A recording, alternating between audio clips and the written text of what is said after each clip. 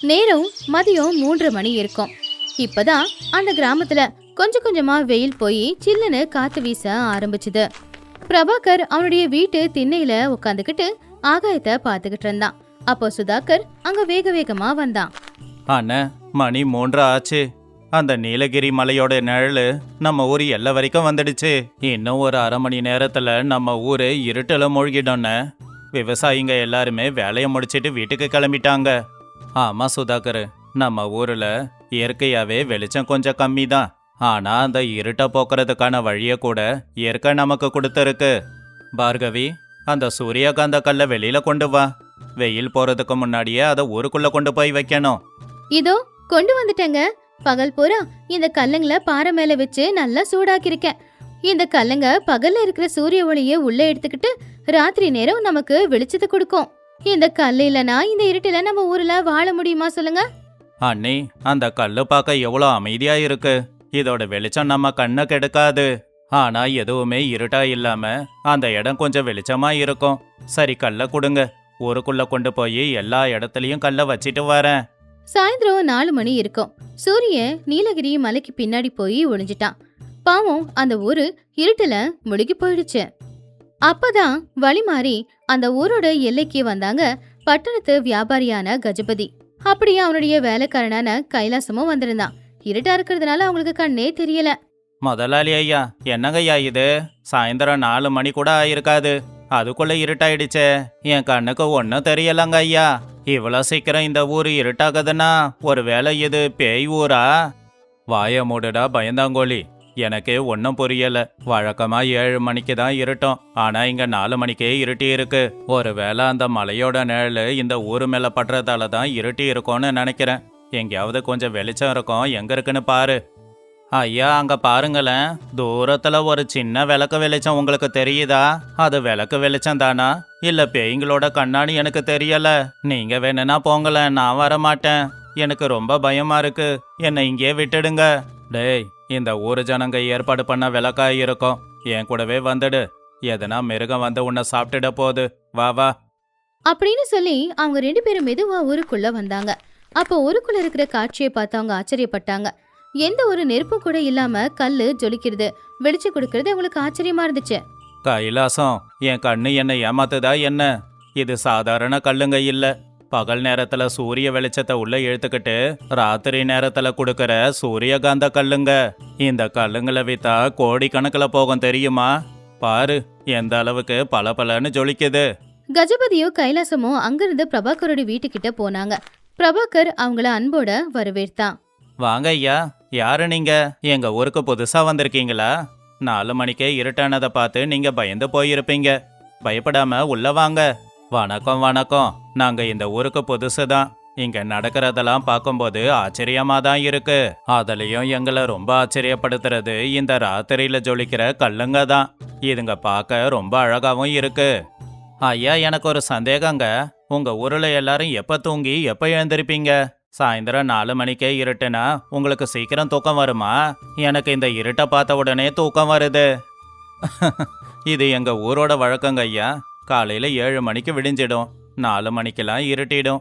விவசாயமோ வியாபாரமோ இந்த நேரத்துக்கு உள்ளதான் செஞ்சாகணும். இது இயற்கை எங்களுக்கு கொடுத்த சாபமெல்லாம் இல்லைங்க ஐயா, இயற்கை எங்களுக்கு கொடுத்த வரமா நினைக்கிறோம். நீங்க சொல்றத கேட்க நல்லா தான் இருக்கு. நான் ஒரு வியாபாரிங்க, ரத்தன கல்லையும் வைரக்கல்லையும் விற்கிற வியாபாரி. உங்க ஊர்ல கிடைக்கிற இதோ இந்த சூரியகாந்த கல்லுக்கு விலை ரொம்ப அதிகம். இதை நீங்க எனக்கு கொடுத்தீங்க அப்படின்னா உங்க வாழ்க்கை முழுக்க தேவைப்படுற எல்லா வசதியும் நான் உங்களுக்கு செஞ்சு தரேன். அப்புறம் நீங்க இந்த இருட்டுல கஷ்டப்பட தேவையில்லை. ஐயா, நீங்க வியாபார நோக்கத்தோடலாம் எங்க ஊருக்குள்ள வரக்கூடாதுங்க ஐயா. இந்த கல்லு இறைவன் எங்களுக்கு கொடுத்த வரம். இந்த கல்லு மட்டும் இல்லைன்னா இந்த இருட்டுல எங்களால எப்படி வாழ முடியும்? நீங்க வாழ்க்கை முழுக்க எதை எங்களுக்கு கொடுத்தாலும் இருட்டுல எங்களால அதை அனுபவிக்க முடியாது. தயவு செஞ்சு இந்த கல்லை மட்டும் கேட்காதீங்க. அன்னைக்கு ராத்திரி நேரம் கஜபதிக்கோ கைலாசத்துக்கோ தங்கறதுக்கு ஒரு அறைய கொடுத்தாங்க. அந்த அறையிலையும் ஒரு பெரிய சூரியகாந்த கல்லு வெளிச்சம் அந்த அறை முழுக்க பரவி இருந்துச்சு. பாத்தியாடா கைலாசம், இந்த ஒரே ஒரு கல்லை கொண்டு போய் வித்தனா என் 7 தலைமுறைக்கு உக்காந்து சாப்பிடலாம். ஆனா இந்த ஊர்ல இத்தனை கல்லுங்க இருக்கு. இதை வித்துட்டு சந்தோஷமா வாழுங்கடான்னு சொன்னா அந்த கைலாசம் முடியாது அப்படின்னு சொல்றானே. இனி மயிலே மயிலேனா இறகு போடாது, நாம தான் புடுங்கியாகணும். ஐயா, இந்த ஊருக்காரங்க ரொம்ப புத்திசாலிங்க. இந்த இருட்டிலேயே வாழ்ந்து பழகினவங்க. நமக்கு இந்த இருட்டில கண்ணே தெரியல. ஏதாவது தப்பாச்சுன்னா அப்புறம் நம்மள இங்கேயே கொண்டு புதைச்சிடுவாங்க. பேசாம நாளைக்கு காலையில நம்ம ஊருக்கு போகலாம். வாய மூடுடா. நான் உன்னை முடிவு பண்ணிட்டா அதுக்கப்புறம் அதுல இருந்து பின்வாங்கவே மாட்டேன். நாளைக்கு அந்த பிரபாகருக்கு ஒரு சவாலை கொடுக்கறேன். அதுல எப்படியும் அவன் தோத்துட்டு போயிடுவான். அதுக்கு பரிசா இந்த ஊர்லயே இருக்கிற பெரிய சூரியகாந்த கல்லை நான் எடுத்துப்பேன். அதை கொண்டு போய் பட்டணத்துல வித்தேன்னு வச்சுக்கோ. அப்புறம் என் வாழ்க்கைக்கு எதுவுமே தேவையில்லை. அடுத்த நாள் காலையில சூரியன் மெல்லமா உதயமானதும் ஊருக்கு மத்தியில பிரபாகர், சுதாகர், கஜபதி, கைலாசம் எல்லாரும் இருந்தாங்க.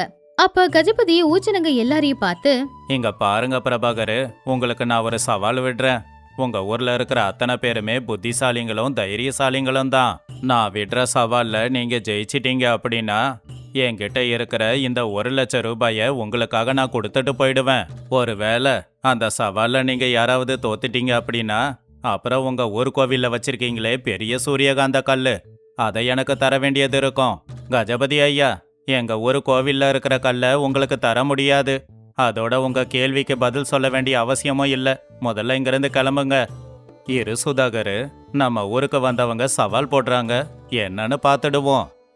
கஜபதி ஐயா, எங்க ஊர்ல இருக்கிற எல்லார் மேலேயும் எங்களுக்கு நம்பிக்கை இருக்கு. எங்களை மட்டமா நினைக்காதீங்க. அந்த சவாலு என்னன்னு சொல்லுங்க. ஐயோ, என் முதலாளி உசுர பணையம் வைக்கிறாரு. சவாலுங்கிற பேர்ல ஊர் ஜனங்க கிட்ட மாட்டிக்கிட்டு அடி வாங்க போறாரு. நான் முதல்ல தப்பிச்சுக்கணும்.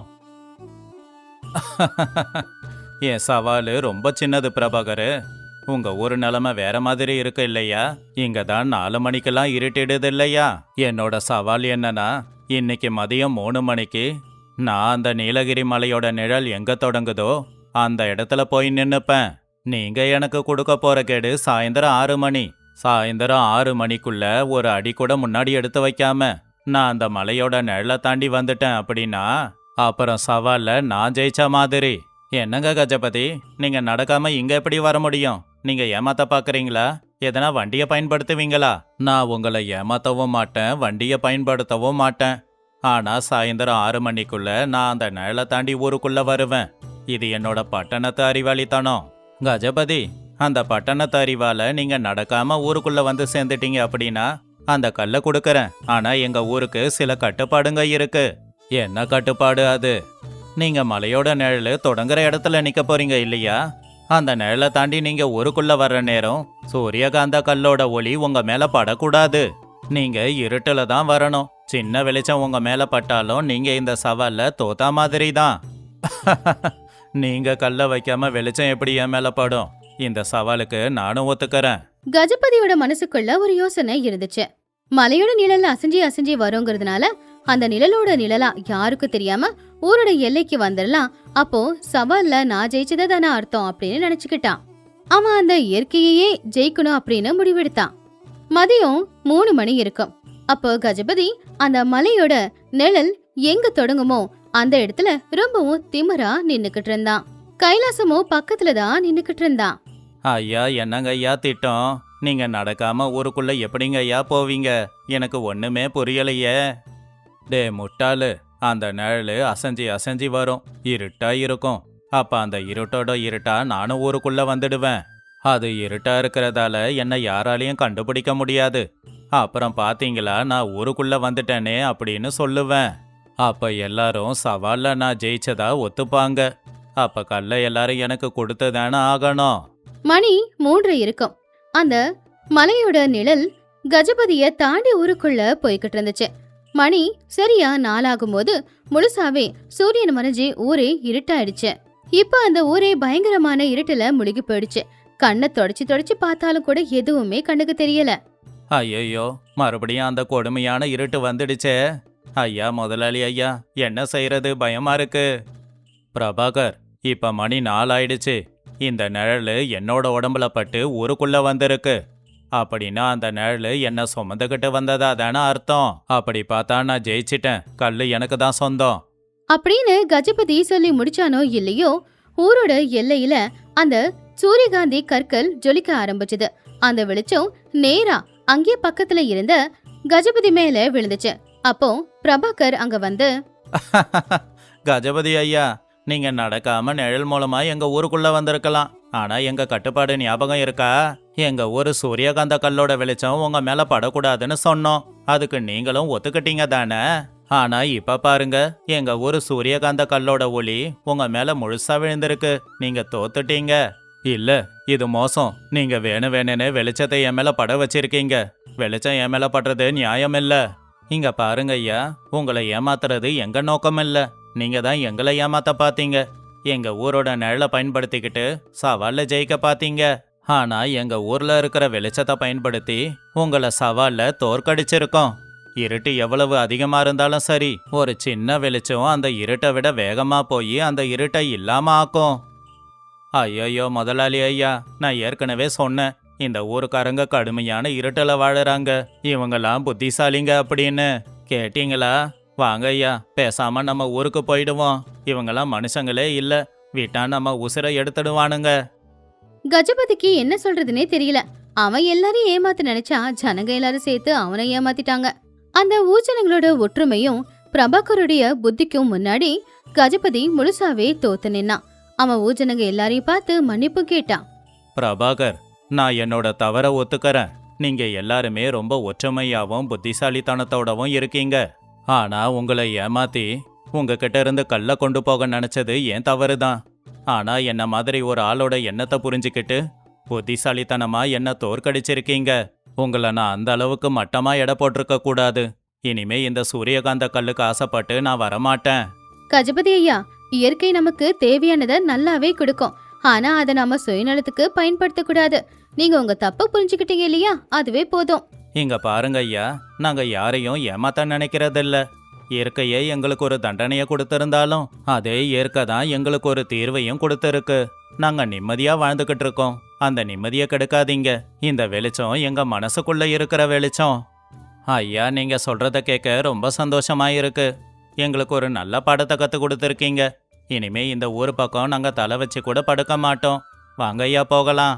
அப்படி கஜபதியும் கைலாசமும் அவங்க தோல்வியை ஏத்துக்கிட்டு பிரபாகர் கிட்டயும் ஊர்க்காரங்க கிட்டயும் மன்னிப்பு கேட்டுட்டு அங்கிருந்து கிளம்பிட்டாங்க. பிரபாகருடைய புத்திசாலித்தனத்தை பார்த்து ஊர்க்காரங்க எல்லாரும் பிரபாகரை மனசார பாராட்டினாங்க.